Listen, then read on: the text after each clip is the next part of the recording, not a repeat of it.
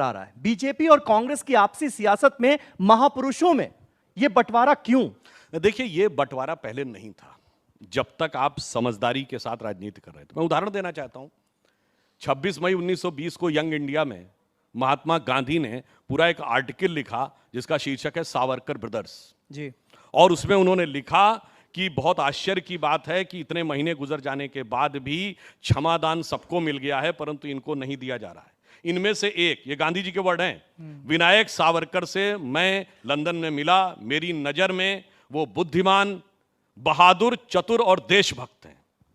ये गांधी ने लिखा है, बहादुर, चतुर और देशभक्त हैं। और आगे उन्होंने क्या लिखा?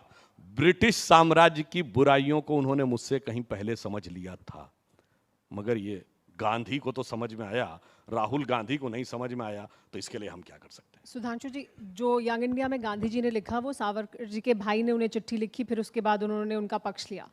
लेकिन इसके बाद आगे भी बढ़ते हैं। हमारे पीछे भी हम तस्वीर देख रहे हैं, हम गुजरात की धरती पर मौजूद हैं। अभी आपने कहा कि जब आप ये कोशिश करते हैं कि आप महापुरुषों को अपना लें, जो कांग्रेस पार्टी अभी कर रही है शिवाजी को अपनाने के साथ, वही वो आरोप आप पर लगाते हैं कि आप सरदार पटेल को अपनाने के और अपने बनाने की कोशिश करते हैं। तो ये भी कि महापुरुष ये मेरे हैं, ये तुम्हारे हैं, ये जो तुम्हारे थे वो अब हमारे हैं, ये राजनीति कैसे?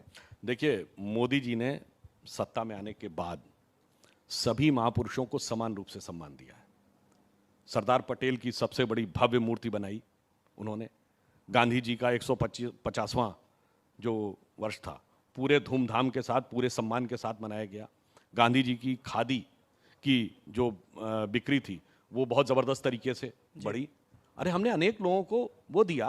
अब ये बताइए, एससी ज़मीर और तरुण गोगोई हमारी पार्टी के थे, उनको भी सम्मान दिया है, सिविलियन अवार्ड्स दिए हैं। तो ईमानदारी के साथ हम सबका सम्मान करते हैं, परंतु समस्या तब आती है जब किसी दूसरे के मन में, अब सरदार साहब की बात करते हैं।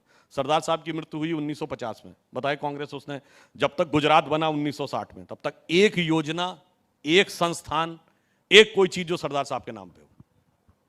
चलिए दूसरी बात कहता हूं, 2014 या भारतीय जनता पार्टी के राइज 90 के दशक से पहले कांग्रेस के किसी अधिवेशन में बैकग्राउंड में सरदार साहब की फोटो दिखाई है? कहीं नहीं, जीरो। तब समस्या आती है।